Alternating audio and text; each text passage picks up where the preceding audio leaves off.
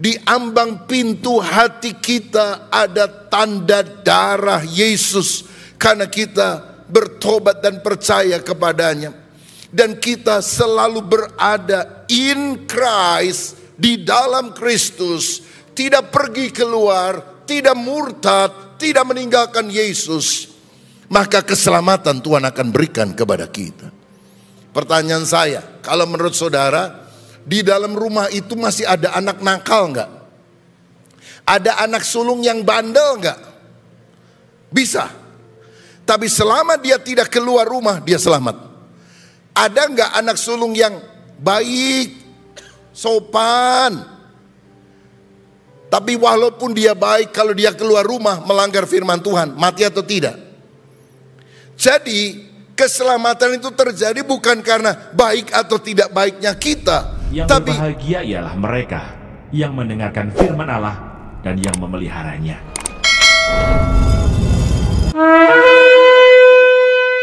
Mengapa Yesus disebut anak domba Paskah? Dan dalam ibadah berikutnya saya mau bicara tentang misteri pengorbanan Kristus. Mengapa Yesus harus mati? Bukankah Allah bisa mengampuni manusia secara langsung? Pertama-tama mari kita baca 1 Korintus 5 ayat 7 dan 8 yang demikian bunyinya. Mari kita baca bersama dengan suara yang keras. 2, 3. Buanglah ragi yang lama itu, supaya kamu menjadi adonan yang baru. Sebab kamu memang tidak beragi, sebab anak domba Paskah kita juga telah disembelih, yaitu Kristus. Karena itu, marilah kita berpesta, bukan dengan ragi yang lama, bukan pula dengan ragi keburukan dan kejahatan, tetapi dengan roti yang tidak beragi, yaitu kemurnian dan kebenaran. Amin. Saudara-saudara, Tuhan Yesus mati pada hari Jumat Agung. Nah, itu bertepatan dengan tanggal 14 Nisan pada penanggalan Yahudi. Tepat pada saat domba Pesah atau Paskah Yahudi disembelih. Suasananya seperti suasana Idul Kurban, saudara. Di mana banyak ceceran darah di mana-mana karena domba disembelih. Karena orang Israel percaya untuk diampuni dosanya, maka para imam harus mempersembahkan domba sebagai korban bakaran. Nah, tepat pada waktu itulah Yesus Kristus disalibkan. Karena dia adalah anak domba Allah yang dikorbankan untuk membebaskan manusia dari dosa. Dan Yesus kemudian bangkit pada hari Minggu Paskah tanggal 16 Nisan pada penanggalan Yahudi, tepat pada hari raya Bikurim, yaitu hari raya panen pertama orang-orang Yahudi. Saudara-saudara, kok bisa pas ya Yesus mati pada waktu anak domba orang-orang Yahudi dibunuh, dan dia bangkit pada hari raya panen Yahudi. Saya teringat Galatia 1 ayat 4 yang berkata, tetapi setelah genap waktunya, maka Allah mengutus anaknya yang lahir dari seorang perempuan dan takluk kepada hukum Taurat. Yesus lahir tepat pada waktunya. Yesus mati tepat pada waktunya. Yesus bangkit tepat pada waktunya. Bukan maunya kita, tapi menurut agenda Allah. Dan saya percaya kalau Yesus melakukan segala sesuatu on schedule, sesuai dengan waktunya, saya percaya Tuhan juga punya waktu untuk saya dan saudara. Ada waktunya saudara akan diberkati. Ada waktunya saudara akan melihat mujizat Tuhan. Ada waktu yang terbaik untuk segala perkara. Waktu Tuhan pasti yang terbaik. Siapa yang percaya waktu Tuhan adalah waktu yang terbaik? Berikan tepuk tangan yang paling meriah untuk Tuhan. Yesus mati dan bangkit, dia mengalahkan maut, dia memberikan hidup kekal bagi orang yang percaya kepadanya. Dalam Yohanes 3 ayat 13, Yesus bilang tidak ada seorang pun yang telah naik ke sorga selain daripada Dia yang telah turun dari sorga, yaitu Anak Manusia. Ini ayat luar biasa. Yesus bilang gak ada manusia bisa ke sorga kecuali sang pemilik sorga turun dari sorga dan mengajak orang yang di dunia ini untuk pergi ke sorga. Semua nabi, semua pengajar agama itu dari dunia. Dia bukan pemilik sorga. Bagaimana mungkin bisa menawarkan sorga yang pasti? Tetapi Yesus adalah pemilik sorga. Dia datang ke dunia mengulurkan tangan kasih-Nya kepada saya dan saudara, supaya setiap orang yang percaya tidak binasa, melainkan beroleh hidup yang kekal. Kalau ada orang desa pakaiannya jelek, sandal jepit, datang kepada saya dan berkata, Pak Pendeta Rubin, saya mau ajak Anda jalan-jalan ke Amerika. Saya mau traktir, saya mau bawa dari kota ke kota, nginep di hotel yang bagus, pergi ke restoran yang mewah. Lalu saya tanya, Bapak teh siapa? Oh, saya orang sederhana dari Cikalong Wetan. Percaya nggak saudara sekalian, dia bisa bawa ke Amerika? Pernah Bapak ke Amerika? Teacan, belum pernah. Waduh, ragu-ragu hati saudara. Tapi kalau Presiden Donald Trump telepon dan berkata, hello Pastor Rubin Adi, I will invite you to come to Amerika. Kira-kira percaya nggak saudara? Percaya, karena dia Presiden Amerika Serikat. Nanti 2 minggu lagi saya ke Amerika Serikat, pelayanan di sana. Kalau ketemu Donald Trump, saya suruh bilang kalau bisa diturunin itu tarifnya, saudara, supaya jangan berat-berat untuk Indonesia. Saudara-saudara, orang yang bukan berasal dari sorga tidak bisa menawarkan sorga kepada manusia. Tapi Yesus adalah pemilik sorga. Dan kalau Dia menawarkan sorga kepada kita, memang sudah sepantasnya. Dia yang punya. Dia berkata, aku siapkan tempat bagimu di sorga. Dan kalau aku sudah menyelesaikan tugas itu, aku akan datang kembali kepadamu, menjemput kamu, supaya di mana aku berada, kamu pun berada. Siapa yang mau dijemput oleh Tuhan? Amin. Biarlah waktu Tuhan menjemput kita, kita siap. Haleluya. Nah, saya ingin ajak saudara melihat sebuah tabel perbandingan antara Pesak, yaitu Paskah Yahudi, dengan Paskah Kristen. Harinya sama atau berdekatan, tetapi meaning atau maknanya berbeda. Pesah Yahudi itu memperingati pembebasan bangsa Israel dari perbudakan di Mesir. Sedangkan Paskah Kristen memperingati kebangkitan Yesus setelah Dia disalibkan.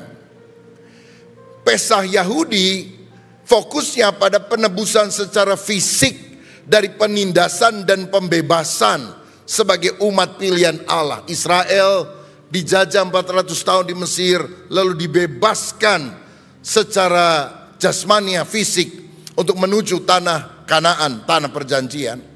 Sedangkan Paskah Kristen bermakna penebusan secara rohani dari dosa dan kematian melalui Yesus Kristus. Simbol utama dari Pesah Yahudi adalah anak domba Paskah, roti tidak beragi, dan darah di ambang pintu. Sedangkan dalam Paskah Kristen, simbol utamanya adalah pribadi Yesus Kristus. Karena kita percaya Dialah anak domba Allah yang sesungguhnya, yang bisa menghapus dosa dunia, dan bukan domba yang dikorbankan setiap tahun dari waktu ke waktu. Saudara, kita ingat kisahnya, bangsa Israel ditawan atau diperbudak di Mesir selama ratusan tahun. Dan kemudian Tuhan mengutus Musa untuk membebaskan orang Israel. Tapi Firaun tidak mau, maka Allah menghajar dengan 10 tulah. Mulai dari air menjadi darah, sampai tulah yang ke-10 apa? Anak sulung orang Mesir mati. Tetapi sebelum malaikat maut itu membunuh semua anak sulung yang ada di tanah itu, Keluaran pasal 12 ayat 22 dan 23 memberikan perkecualian ini.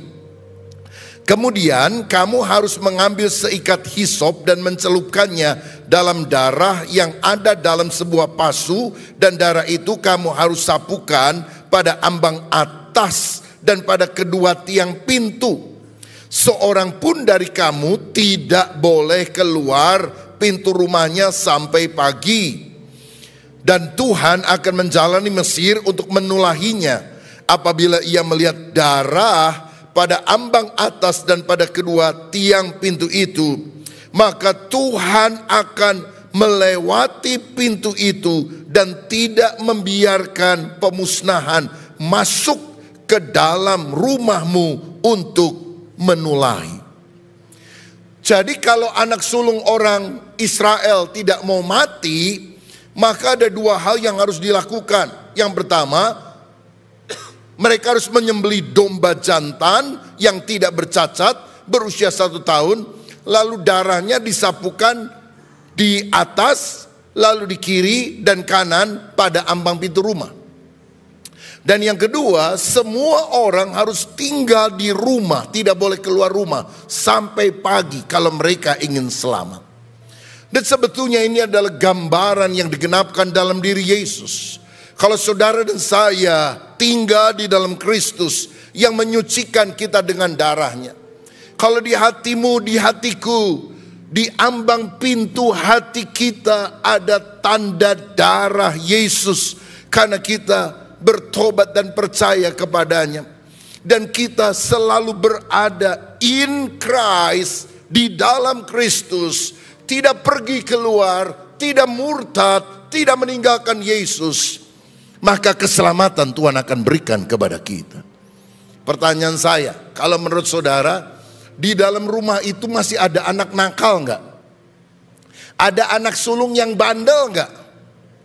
Bisa. Tapi selama dia tidak keluar rumah, dia selamat. Ada enggak anak sulung yang baik, sopan, tapi walaupun dia baik, kalau dia keluar rumah melanggar firman Tuhan, mati atau tidak? Jadi keselamatan itu terjadi bukan karena baik atau tidak baiknya kita, tapi pada ketaatan kita ketika pintu hati kita telah ditandai oleh darah anak domba Allah, yaitu Yesus Kristus. Dan kita selalu tinggal di dalam Kristus. Tinggallah di dalam aku dan aku di dalam kamu. Kamu akan berbuah lebat. Sebab orang yang tidak tinggal di dalam Kristus akan dibuang keluar dan dicampakkan ke dalam api.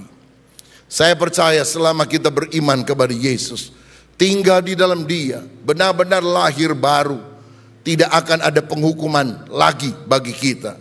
Karena Roma 8 ayat 1 berkata, demikianlah sekarang tidak ada penghukuman bagi mereka yang ada di dalam Kristus Yesus. Kadang-kadang ada orang cerita bahwa dia dibawa Tuhan ke neraka dan melihat kengerian neraka. Yaitu tentu hak prerogatif Tuhan. Dan apakah orang yang ngomong gitu benar atau tidak, itu adalah tanggung jawab pribadinya. Tapi terus terang, bagi kita orang Kristen, gak perlu kita lihat neraka. Karena yang paling penting kita lihat sorga, kita masuk sorga, kita tinggal bersama Yesus di dalam sorga. Tidak ada penghukuman lagi bagi orang yang percaya kepada Yesus. Keselamatan adalah anugerah, pemberian kepada orang yang sebetulnya tidak layak untuk menerimanya. Dan kalau kita menerima pemberian itu semata-mata karena kebaikan Tuhan. Dan kalau kita mengalami kebaikan Tuhan sebagai rasa syukur atas anugerah itu, maka respon kita adalah meninggalkan dosa dan hidup benar. Itulah yang digambarkan juga pada malam Paskah tersebut. Karena selain menyapukan darah, harus selalu tinggal di rumah. Ada satu pesan lagi dari Tuhan. Tidak boleh makan roti yang beragi. Artinya kalau mereka makan roti, rotinya harus tidak beragi. Keluaran 12 ayat 15. Siapa yang makan roti beragi, itu akan dimusnahkan dari Israel. Artinya Tuhan ingin kita yang hidup in Christ, di dalam Dia, hidup tanpa ragi. Ragi dosa, keburukan dan kejahatan. Tapi hidup dalam kemurnian dan kebenaran. Itulah yang tadi kita baca dari ayat yang pertama, 1 Korintus 5 ayat 7 dan 8. Buanglah ragi yang lama itu, supaya kamu menjadi adonan yang baru, sebab memang kamu tidak beragi. Sebab anak domba Paskah kita juga telah disembelih, yaitu Kristus. Karena itu marilah kita berpesta bukan dengan ragi yang lama. Apa ragi yang lama? Bukan dengan ragi keburukan dan kejahatan, tetapi dengan roti yang tidak beragi, yaitu apa? Kemurnian dan kebenaran. Kita yang tinggal di dalam Tuhan harus hidup tanpa ragi dosa. Harus hidup di dalam kemurnian, hati yang tulus, yang suci. Harus hidup di dalam kebenaran. Saya percaya kita semuanya dipanggil untuk hidup kudus, hidup berkenan kepada Tuhan. Nah, ada ayat dalam Keluaran 12 ayat 11. Begini firman Tuhan. Dan beginilah kamu memakannya, pinggangmu berikat, kasut pada kakimu, dan tongkat di tanganmu. Buru-burulah kamu memakannya, itulah Paskah bagi Tuhan. Jadi malam waktu Tuhan menulahi orang-orang Mesir dan anak sulungnya mati, mereka itu harus sudah dalam keadaan standby, siap untuk meninggalkan Mesir. Pinggangmu berikat, pakai sepatu dan tongkat di tanganmu. Lalu kamu mesti makan daging anak domba, sayur pahit, dan juga roti tidak beragi. Makannya gimana? Buru-buru. Gak boleh santai. Aduh enak nih makanan, tambah lagi beef steaknya atau daging dombanya. Gak boleh begitu saudara sekalian. Harus buru-buru, siap-siap, tergesa-gesa. Karena gak lama lagi penyelamatan dari Tuhan akan datang. Ini menunjukkan kepada kita yang tinggal dalam Kristus harus membuang ragi kebusukan, harus hidup berkenan kepada Tuhan. Dan kita juga harus segera, sekali lagi segera, tidak boleh berlambat-lambat, keluar dari dosa, tidak boleh menunda untuk bertobat. Karena itu yang Tuhan inginkan. Siapa yang berlambat-lambat sehingga akhirnya binasa? Istri Lot, saudara. Disuruh cepat-cepat keluar dari Sodom, tapi nggak mau keluar. Sampai akhirnya ditarik oleh malaikat. Lari keluar. Lari dia. Tapi di tengah jalan, noleh lagi jadi tiang garam. Dia sudah keluar dari Sodom, tapi Sodom belum keluar dari hatinya. Kenapa dia noleh lagi ke Sodom? Banyak uangnya di Sodom. Kalau banyak utangnya di Sodom, kagak noleh-noleh saudara-saudara. Jangan simpan harta duniawi, kemegahan kita di dunia. Karena kita akan selalu ditarik untuk melihat pada perkara-perkara yang lama. Lihat Yerusalem surgawi, tempat yang baru yang Tuhan sediakan bagi kita. Dan saya percaya bagi kita yang hidup di akhir zaman, ini juga menunjukkan kesiapan kita untuk menyambut kedatangan Kristus. Gak boleh lalai, gak boleh santai. Oh, tanda-tanda zaman makin nyata. Ini tiba-tiba Myanmar, Thailand digoncangkan oleh gempa 7,7 skala Richter. Dan orang-orang di sana itu kaget. Karena negara-negara itu tidak berada di dalam jalur gempa. Jarang sekali terjadi gempa di sana. Kalau di Indonesia, di Jepang sering gempa, saudara sekalian. Tapi memang Alkitab berkata menjelang kedatangan Kristus, gempa bumi akan terjadi di mana-mana. Makanya kita harus siap menyambut kedatangannya dengan hidup bersih, berkenan kepada Tuhan. Ada seorang murid yang jorok banget, jarang mandi, pakaian dekil, dan di bawah kolong meja tempat dia belajar di sekolah itu dia suka masukkan sampah-sampah kertas yang dia robek-robek masuk ke sana, tidak pernah dia bersihkan. Sampai satu kali kepala sekolah memberikan pengumuman, minggu depan akan ada kunjungan penilik dari pusat. Dan dia akan melihat siapa murid yang paling bersih. Dia akan mendapatkan beasiswa untuk masuk ke SMP secara gratis. Wah, anak itu tertarik, dia bilang, wah, biasanya penilik datang hari Senin. Jadi hari Senin deh aku akan siap-siap mandi. Saya akan pakai baju yang paling bagus. Saya bersihkan kolong meja dan lingkungan saya. Temannya bilang, kalau Senin gak datang gimana? Ya udahlah, Senin sama Selasa atau Senin Selasa Rebo dah. saya akan bersih-bersih. Temennya bilang, oh kalau dia pergi ke tempat yang lain dulu, lalu datangnya bukan hari Senin, Selasa atau Rabu, ya udahlah, Senin, Selasa, Rabu tambah Kamis, Jumat, Sabtu, saya akan bersihkan seluruhnya. Saya akan mandi, saya pakai minyak yang wangi, aku siap menyambut daripada penilik agung itu. Dan benar saudara, dari murid yang paling jorok, dia segera mempersiapkan diri. Dan akhirnya ketika penilik itu datang, justru anak yang semula paling kotor inilah yang mendapatkan beasiswa untuk masuk ke SMP secara gratis. Karena apa? Dia mengubah sikapnya, dia mengubah perilakunya, dia bersihkan dirinya. Saya percaya ini waktu di mana kita harus buru-buru mempersiapkan diri. Buru-buru, tidak santai, tidak lalai. Karena kedatangan Kristus sudah sangat singkat. Dan ketika sang penilik agung datang mengunjungi kita, biar kita ditemukan siap sedia dan memberikan pahala mahkota abadi bagi setiap orang yang menanti-nantikan dia. Siapa yang percaya, berikan kemuliaan untuk Tuhan. Nah saudara-saudara, kadang menjelang Jumat Agung dan Paskah suka ada pertanyaan kritis ini. Apakah Yesus mati 3 hari 3 malam? Karena di dalam Matius 12 ayat 40 dikatakan, sebab seperti Yunus tinggal di dalam perut ikan, berapa lama? 3 hari 3 malam. Demikian juga anak manusia akan tinggal di dalam rahim bumi, berapa lama? 3 hari 3 malam. Jadi apakah benar Yesus mati 3 hari 3 malam? Sebab kalau dia matinya Jumat sore, lalu Minggu pagi dia sudah bangkit, itu kan tidak 3 hari 3 malam, tidak 72 jam, sehari 24 jam, 2 hari 48, 3 hari 72 jam. Apakah Alkitab salah? Apakah Yesus salah waktu bicara soal ini? Nah, bagaimana istilah 3 hari 3 malam itu dipahami dalam konteks Yahudi? Saudara, kita perlu tahu dalam pemahaman orang Yahudi di masa itu, bagian dari 1 hari penuh itu sudah dihitung sebagai 1 hari penuh.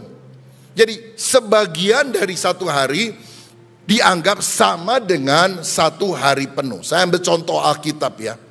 Misalnya di dalam Ester 4 ayat yang ke-16, ketika Haman akan membasmi orang Yahudi, lalu Mordechai memberitahukan kepada keponakannya Ester yang jadi ratu, suruh ngadep raja, ngomong supaya dekret ini dibatalkan.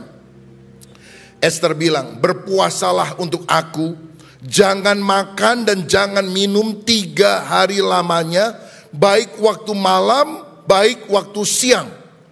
Berarti kan 3 hari 3 malam puasanya. Aku akan menghadap raja, walaupun bertentangan dengan undang-undang yang ada. Kalau datang nyelonong sendiri bisa dihukum mati. Kalaupun aku harus mati, aku siap, karena aku ingin membela umatku Yahudi, kata Ester. Lalu Ester 5 ayat 1 dikatakan, pada hari yang ketiga Ester menghadap raja. Pada hari yang ketiga Ester mengenakan pakaian ratu, lalu dia menghadap pada raja.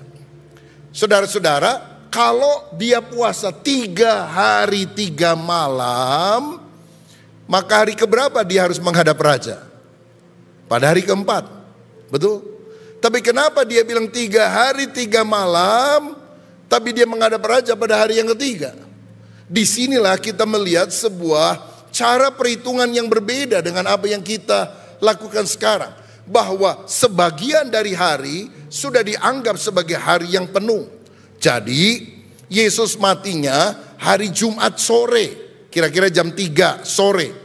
Dan dia dikuburkan sebelum matahari terbenam, karena besoknya adalah hari Sabat. Dan saudara perlu tahu, orang Yahudi tidak menghitung awal hari dari jam 12 malam atau jam 6 pagi, tapi dari jam 6 sore. Dari Jumat jam 3, jam 4, jam 5, jam 6. Jam 6 itu sudah mulai masuk Sabat. Jadi cuma 3 jam itu hari pertama. Hari kedua Sabtu, Sabat. Sepanjang hari kedua dari jam 6 sore sampai hari Jumat, sampai jam 6 sore hari Sabtu, Yesus tetap dalam kubur sepanjang Sabat. Lalu hari yang ketiga Dari jam 6 sore hari Sabtu sampai kira-kira mungkin jam 4 atau 5 dini hari pada waktu dia bangkit. Ini masuk pada hari ketiga. Jadi Jumat, Sabtu, Minggu Yesus bangkit. Memang tidak sampai 72 jam, tapi tetap dianggap 3 hari. Karena itu adalah istilah yang biasa digunakan oleh orang Yahudi. Jadi pada waktu kita membaca dan menafsirkan Alkitab, jangan pakai kacamata budaya Indonesia misalnya. 3 hari 3 malam kan 3 kali 24 jam. Tapi harus pakai budaya Yahudi. Karena Yesus menggenapi apa yang dia sampaikan. Makanya kita nggak perlu bikin-bikin dan percaya teori. Karena ada orang bilang Yesus bangkitnya hari Minggu. Jadi dia mesti matinya itu hari Kamis. Gitu ya, Kamis, Jumat, Sabtu, Minggu. Itu yang paling benar. Yesus mati hari Kamis. Tapi itu tidak 14 Nisan, saudara. Itu tidak tepat pada waktu anak domba disembelih.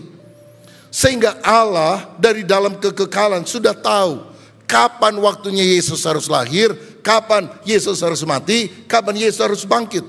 Ini firman Tuhan itu luar biasa.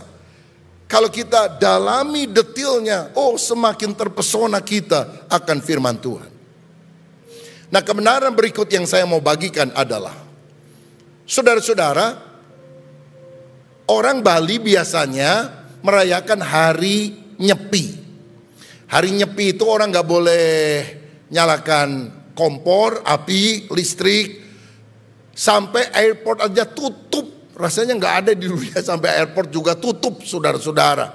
24 jam. Kalau penyeberangan 32 jam atau 36 jam. Lebih lama, saudara. Karena nyepi, harus sunyi. Saudara-saudara, orang Israel punya hari yang agak mirip seperti itu. Namanya Yom Kippur, hari raya pendamaian. Setahun sekali mereka merayakan hari raya pendamaian atau Yom Kippur. Dan orang Yahudi akan puasa 25 jam. Dari sore sampai besok sorenya setelah matahari terbenam dan setelah mereka bisa melihat bintang di langit. Karena itu bukan 24 tapi 25 jam supaya mereka udah bisa melihat bintang terlebih dahulu. Dan biasanya pada Yom Kippur mereka berdoa di sinagog, tempat ibadah mereka, mohon ampun kepada Tuhan. Mereka melakukan meditasi, sifatnya hening, membatasi aktivitas fisik. Walaupun tidak sesunyi seperti di hari raya Nyepi di Bali, tetapi kondisinya agak mirip-mirip, saudara. Walaupun tentu ini bukan hari Nyepi versi Hindu, tapi Yom Kippur versi Yahudi. Makanya sekian tahun yang lampau Israel tuh tiba-tiba diserbu oleh pasukan musuh pada hari raya Yom Kippur. Semua prajuritnya lagi puasa, lagi lemes, gak ada yang pegang senjata, diserbu, saudara. Hampir kalah. Maka sejak itu ada aturan, pokoknya militer tetap harus berjaga walaupun pada hari raya Yom Kippur. Yang lain boleh melakukan aktivitas agamanya. Nah, saudara-saudara, pada waktu bait suci di Yerusalem masih ada, di hari raya pendamaian atau Yom Kippur ini, imam besar masuk ke ruangan Maha Kudus membawa darah domba yang telah disembelih untuk pengampunan dosa seluruh umat. Jadi ada bait Allah terdiri dari 3 ruangan. Pertama pelataran atau haraman, yang kedua ruang suci, dan yang ketiga ini yang paling sakral, ruang Maha Suci. Karena di ruangan Maha Suci itu disimpan tabut perjanjian. Dan tabut perjanjian ini melambangkan hadirat Tuhan. Orang biasa non-Yahudi tidak boleh masuk ke bait Allah, harus ada di luar. Orang Yahudi boleh masuk sampai ke halaman. Imam-imam Yahudi boleh masuk sampai ke ruang suci. Tapi ruang Maha Suci yang boleh masuk cuma imam besar yang bertugas setahun sekali. Pada hari raya apa? Yom Kippur, pada hari raya pendamaian. Dia membawa domba, membawa darah domba maksud saya, untuk pengampunan dosa seluruh umat Israel. Dan sebetulnya Ini adalah gambaran yang digenapi secara sempurna di dalam Yesus. Yesus adalah anak domba Allah yang menghapus dosa dunia. Yohanes 1 ayat 29. Darahnya menjadi korban yang sempurna, yang dikorbankan hanya satu kali untuk selama-lamanya. Ibrani 10 ayat 10. Makanya Yesus disebut sebagai anak domba Paskah. Sebab anak domba Paskah kita telah disembelih, yaitu Kristus. 1 Korintus 5 ayat 7. Sekarang kita baca Ibrani 10 ayat 10. Dan karena kehendaknya inilah kita telah dikuduskan satu kali untuk selama-lamanya oleh persembahan tubuh Yesus Kristus. Saudara-saudara, imam besar atau imam biasanya membawa korban domba yang disembelih. Tapi waktu Yesus mati di kayu salib, Yesus adalah imam besarnya. Dan dia membawa korban. Korbannya bukan anak domba. Dia membawa korban, yaitu darahnya sendiri, untuk masuk ke hadirat Tuhan. Yesus adalah imam besarnya. Yesus juga adalah korban bagi keselamatan kita. Dia mati satu kali untuk mengampuni seluruh dosa manusia. Karena itu, mengapa orang Kristen tidak merayakan lagi hari pengorbanan anak domba? Tidak merayakan lagi hari Idul Adha. Karena kita percaya semua itu adalah lambang, simbol. Alkitab berkata semua sudah digenapi secara sempurna, sudah selesai pada waktu Yesus mati di kayu salib. Darah Yesus menyucikan segala dosa kita. Jika kita mengaku dosa, Allah itu setia. Dia mengampuni segala dosa kita, menyucikan kita dari segala kejahatan. Hari ini kalau ada di antara saudara yang berdosa, terikat oleh perbuatan tidak berkenan kepada Tuhan, bertobatlah. Minta Tuhan mengampuni dosamu dengan darahnya yang kudus. Karena Yesus sudah mati di kayu salib. Pengampunan tersedia bagi setiap orang yang mau bertobat dan mau menerima Dia. Nah, satu hal yang saya mau bagikan juga adalah pada waktu Yesus mati di kayu salib, Alkitab bilang tirai bait Allah terbelah menjadi dua. Matius 27 ayat 51, dan lihatlah tabir bait suci terbelah dua dari atas sampai ke bawah, dan terjadilah gempa bumi dan bukit-bukit batu terbelah. Tirai ini berat sekali, saudara-saudara. Harus diangkut oleh puluhan atau ratusan orang untuk membuatnya, memasangnya. Tetapi Allah yang mengambil inisiatif. Tirai yang membatasi dari ruangan suci masuk ke ruangan maha suci, yang melambangkan hadirat Tuhan, yang boleh dimasuki hanya setahun sekali oleh imam besar pada hari raya Yom Kippur. Waktu Yesus mati, tirainya dibelah oleh Tuhan. Ini bicara soal apa? Akses langsung kepada Allah terbuka pada waktu Yesus mati di kayu salib dan seterusnya. Berarti melalui kematian Kristus, sistem korban, mengorbankan anak domba jantan, dan imam manusia sebagai perantara sudah berakhir. Karena Allah itu esa, dan esa pula perantara antara Allah dan manusia, yaitu manusia Kristus Yesus. Yesus Kristus adalah imam besar yang membawa kita langsung ke hadirat Allah. Ibrani 10 ayat 19 sampai 22. Jadi saudara-saudara, oleh darah Yesus kita sekarang penuh keberanian dapat masuk ke dalam tempat kudus. Karena Dia telah membuka jalan yang baru dan yang hidup bagi kita melalui tabir, yaitu dirinya sendiri. Dan kita mempunyai seorang imam besar sebagai kepala rumah Allah. Karena itu marilah kita menghadap Allah dengan hati yang tulus, ikhlas, dan keyakinan iman yang teguh. Oleh karena hati kita telah dibersihkan dari hati nurani yang jahat, dan tubuh kita telah dibasuh dengan air yang murni. Dulu orang hanya bisa menghadap Tuhan diwakili oleh imam besar setahun sekali. Kalau Tuhan ngomong lewat imam besar, disampaikan kepada seluruh umat. Waktu Yesus mati di kayu salib, tirainya dibelah. Akses kepada Tuhan sudah terbuka. Jalan tolnya sudah jadi, saudara-saudara. Sehingga kita tidak perlu lewat perantara manusia. Boleh saudara didoakan oleh hamba Tuhan, tapi tidak perlu.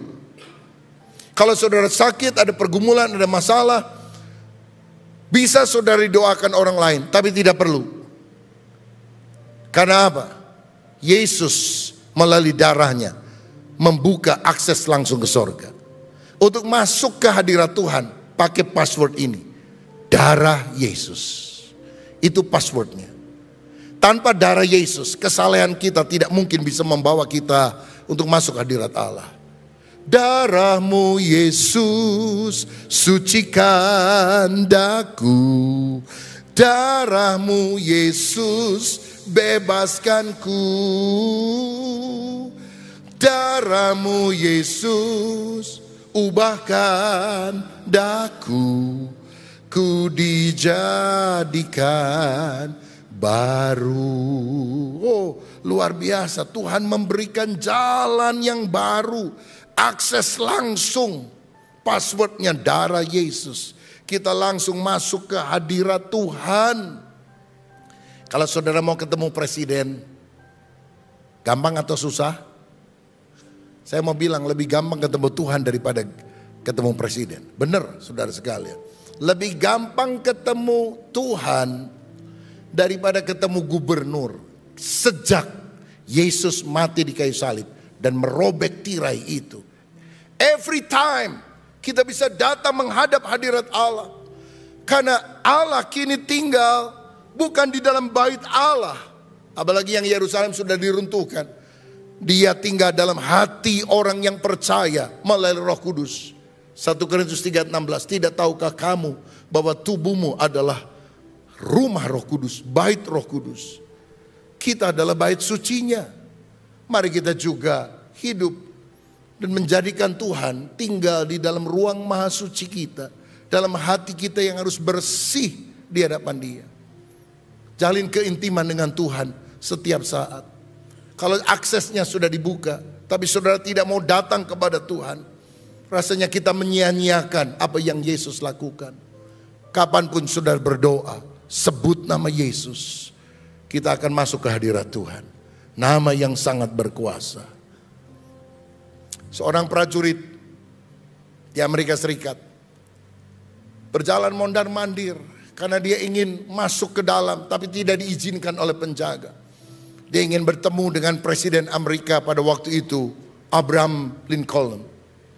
Tiba-tiba ada seorang anak kecil melihat, dia bilang, "Kamu mau ke siapa?" "Saya mau ketemu dengan Presiden Abraham Lincoln." "Ayo ikut saya." Dia gandeng tangan prajurit itu, masuk lewat penjagaan, gak ada yang nyetop dia. Lalu dia bilang, "Daddy, Papa, ini ada prajurit mau ketemu kamu, silakan kamu ngomong." Saudara-saudara, semua halangan, rintangan, penjagaan yang sangat ketat dilalui. Karena apa? Anaknya yang bawa prajurit itu pada bapaknya. Anak Allah Yesus Kristus membuka jalan ke sorga. Dan kalau kita percaya kepada Dia, kita tidak akan binasa. Sekarang apa yang kita harus lakukan? Intim dengan Dia. Doa sungguh-sungguh kepada Tuhan. Jalin hubungan yang mesra dengan Tuhan. Hidup dalam firman. Hidup dalam doa. Karena Tuhan sudah membuka sesuatu yang tidak mungkin dilakukan oleh pengorbanan domba, oleh pekerjaan imam siapapun. Darah Yesus menjadi passwordnya. Yang terakhir, sebetulnya pengorbanan Yesus di salib itu sudah digambarkan ketika Abraham disuruh oleh Tuhan mempersembahkan anaknya yang bernama Ishak. Dan waktu dia mengambil pisau mau menancapkannya, malaikat Tuhan berkata, "Stop Abraham, aku sudah tahu hatimu yang lebih mengasihi aku dari apapun. Lihat di semak belukar ada kambing, ada domba yang tersangkut tanduknya. Ambil itu, jadikan korban bakaran." Wah, Abraham senang banget saudara. Saudara bisa bayangkan, hancur hatinya waktu dia harus jalan sampai ke Bukit Moria. Dia suruh kedua bujangnya bilang, "Jangan ikut aku ke atas, nanti aku akan turun lagi." Dan dia harus ikat anaknya Ishak. Ishak waktu itu pasti sudah remaja, sudah anak muda. Karena dia yang menggendong itu kayu-kayu korban untuk korban bakaran. Makanya dia tanya, "Ini kayunya sudah ada, korban bakarannya mana? Dan dijawab, Allah akan menyediakan. Dia nggak tega bilang kamu korbannya. Allah akan menyediakan. Dari kata itu muncul istilah Yehovah Jireh. Yehovah Jireh, Allah menyediakan. Nanti Allah akan menyediakan korbannya anakku. Dan di atas dia bilang, kamu korbannya. Ishak itu, walaupun dia udah muda, bisa lari, tapi taat luar biasa. Dia bilang, kalau itu kehendak Tuhan, aku rela mati. Diikat. Dan waktu mau ditusuk itu, Tuhan bilang, stop, gak usah, gantikan dengan anak domba. Aduh, itu hancur hati Abraham pada waktu dia harus membunuh Ishak. Tapi betapa bahagianya, leganya, karena dia tahu itu ujian dari Tuhan. Saudara pernah mengalami ujian dari Tuhan? Waktu kita masuk lembah, aduh, rasanya berat. Begitu keluar sebagai pemenang, oh, ternyata aku melihat mujizat Tuhan. Luar biasa. Dan waktu dia jalan pulang bersama dengan anaknya, dia gandeng anaknya, dia peluk anaknya. Dan mungkin Abraham ngomong gini dalam hati, Tuhan, terima kasih ya, aku pikir aku akan kehilangan anak, ternyata ujian dari Tuhan. Aduh, terima kasih banget. Tapi Tuhan, lain kali kalau bercanda jangan gini-gini amat lah Tuhan. Bisa mati sakit jantung saya. Dan mungkin Tuhan akan bicara di dalam hati Abraham. Aku tidak bercanda dengan kamu, Abraham. Aku ingin kamu punya hati seperti hatiku. Karena satu kali aku harus mengorbankan anakku. Tidak ada bisa yang lain yang dikorbankan. Karena dia satu-satunya anak domba jantan yang tanpa cacat celah. Tanpa dosa. Semua manusia berdosa. Persembahannya tidak layak. Dia harus datang sebagai manusia. Dan mati di kayu salib. Dan kamu harus tahu Abraham. Pada waktu dia harus mati di salib. Tidak ada domba pengganti. Yesus anakku harus tetap mati di kayu salib. Engkau tahu betapa dalamnya, perihnya hatiku. Apalagi waktu dia teriak, Eli, Eli, lama sabatani. Allahku, Allahku, mengapa engkau meninggalkan aku? Itu dalam bahasa manusia seperti merobek hatinya Tuhan. Tapi karena kasih, aku rela anakku mati demi keselamatan umat manusia. Abraham, ini hanya ujian. Ada anak domba pengganti bagi Ishak anakmu.